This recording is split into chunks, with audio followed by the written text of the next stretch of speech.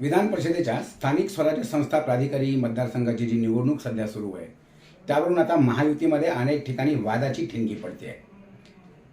जालना संभाजीनगर म्हणजे औरंगाबाद जालना मतदारसंघ जो जालना आणि संभाजीनगर जिल्ह्यातील स्थानिक स्वराज्य संस्थेच्या पदाधिकाऱ्यांचा मतदारसंघ आहे त्यावरून तर आता थेट जे माजी मंत्री राहिलेले शिवसेनेचे अब्दुल सत्तार आहेत त्यांनी भाजप आपली मान कापतोय आणि आपली ममता होऊ देऊ नका असं सांगत पुन्हा एकदा दोन्ही शिवसेनेनी एकत्र येण्याची गरज व्यक्त केली आहे. अर्थात अब्दुल सत्तारांना असं वाटलं तरी लगेच उद्या दोन्ही शिवसेना एकत्र येण्याची प्रक्रिया सुरू होईल आणि उद्धव ठाकरे आणि एकनाथ शिंदे दोघंही तयार होतील असं समजण्याचं काही कारण नाही.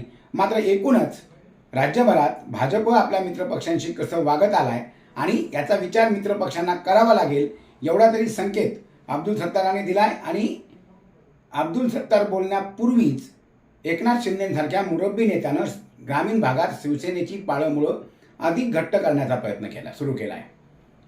2029 मध्ये भाजपसोबतच शिवसेनेची लढत होईल असंच चित्र आहे. भाजप 2029च्या निवडणुकीमध्ये कोणत्याही कोबड्या घेणार नाही हे भाजपच्या नेत्यांनी यापूर्वी जाहीर केलं. याचा अर्थ आज भाजपसोबत जे मित्रपक्ष आहेत, राष्ट्रवादी काँग्रेस असेल किंवा शिवसेना असेल, त्यांना आपले पर्याय शोधावे लागणार आहेत.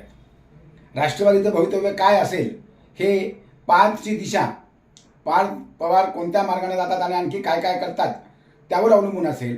पण एकनाथ शिंदेंना मात्र 2029साठी झुंजावं लागणार आहे आणि त्यांची झुंज भाजपसोबतच होणार आहे असंच चित्र राजकारणात बऱ्यापैकी आहे. आणि कदाचित त्यामुळंच एकनाथ शिंदेंनी सध्या आता शिवसेनेची पाळीमुळं आपण ग्रामीण भागात अधिक घट्ट कशी करू शकतो या दृष्टीनं प्रयत्न सुरू केलेत. मराठवाड्यात त्यांचे पदाधिकाऱ्यांचे दौरे सुरू आहेत. संपर्क मंत्री नेमण्यात आले. भारत गोगावलेंना बीडमध्ये संपर्क मंत्री नेमलं. बीडमध्ये त्यांचा एक दौरा झाला. त्यानंतर श्रीकांत शिंदे येऊन गेलेत आणि आता खऱ्या अर्थानं शिवसेनेतल्या तळागाळातल्या शिवसैनिकाला काय वाटतं, त्याच्याशी काय चर्चा करता येईल, त्याच्या अडचणी काय आहेत हे पाहण्याचा प्रयत्न श्रीकांत शिंदेंच्या माध्यमातून होतोय. श्रीकांत शिंदेंचा जो दौरा झाला आणि एकूणच श्रीकांत शिंदेबद्दलची जी प्रतिमा आहे, त्यांची जी प्रतिमा आणि शिवसैनिकांना तो चेहरा आवडत चाललाय. शिवसैनिकांना तो चेहरा आपला वाटतोय. एकनाथ शिंदेंचं पक्षाचं नेतृत्व आणि त्यानंतर श्रीकांत शिंदे ज्या पद्धतीनं ग्रामीण भागात फिरतायत तो चेहरा सामान्यांना आपला वाटतो. मध्यंतरी एका ठिकाणी बैठक झाली आणि त्या बैठकीच्या वेळेस कार्यकर्त्यांनी सांगितलं शिवसैनिकांना की मला निवडणुकीसाठी माझी एवढी एवढी जमीन विकावी लागली. त्यावेळी त्याला लगेच जमीन घेऊन देणारे श्रीकांत शिंदे. श्रीकांत शिंदेंच्या दौऱ्यात निवेदन द्यायला एक व्यक्ती येतो आणि तिथं त्याचा मृत्यू होतो केजमध्ये. त्यानंतर त्या कुटुंबाला आर्थिक आधार देणारे श्रीकांत शिंदे हे एक नेत्यामधलं वेगळेपण ग्रामीण भागाला भावायला सुरुवात झाली आहे.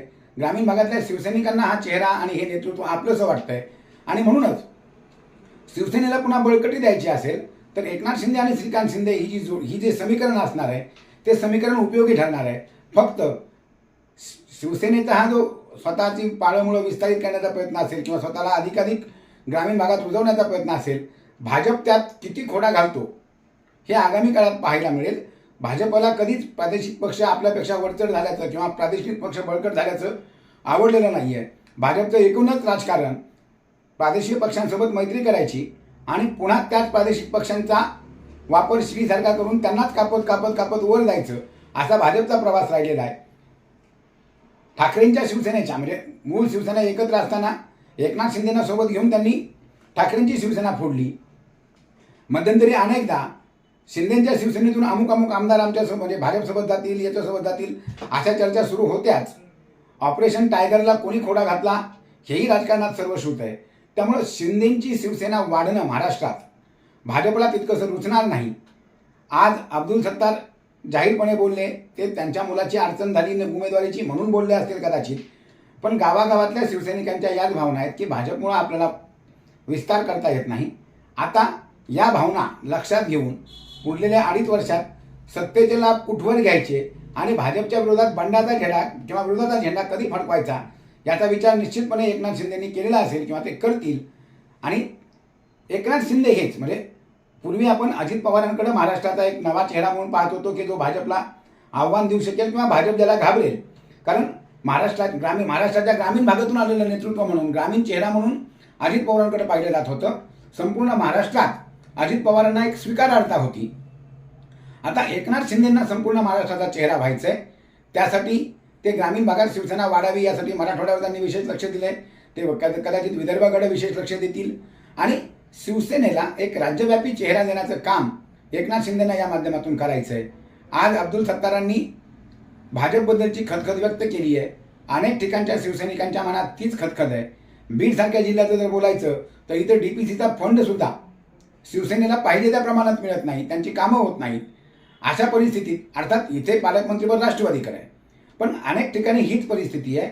मग अशा वेळी शिवसेना अधिकाधिक बळकट करण्याचं आव्हान घेऊन एकनाथ शिंदे, श्रीकांत शिंदे जे उतरलेत त्यांच्या प्रयत्नांना कितपत यश येतं आणि हे प्रयत्न यशस्वी व्हावेत यासाठी सामान्य शिवसैनिकाच्या अडचणी कशा पद्धतीने सोडवल्या जातात, सामान्य शिवसैनिकाला प्रशासनात त्याचं कामं होतील, शिवसेनेच्या पदाधिकाऱ्यांचे प्रशासनात कामं होतील, प्रशासनातले अधिकारी शिवसेनेच्या पदाधिकाऱ्यांचं ऐकतील, जे काही हक्काचे म्हणून निधी असतात, नियोजन समितीचा निधी असेल किंवा इतर माध्यमातून तो निधी केवळ काही पुढाऱ्यांपुरता न राहता अगदी सामान्य शिवसैनिकांपर्यंत शेवटपर्यंत कसा पोहोचेल आणि त्याला ताकद कशी मिळेल यासाठी जर प्रयत्न झाले तर आज अब्दुल सत्तारांनी जे सांगितलंय की आपल्याला बळकट व्हावं लागेल, आपली ममता होऊ देऊन चालणार नाही. जर खरोखरच शिवसेनेला स्वतःची ममता होऊ द्यायची नसेल तर या पद्धतीने प्रयत्न करावे लागतील.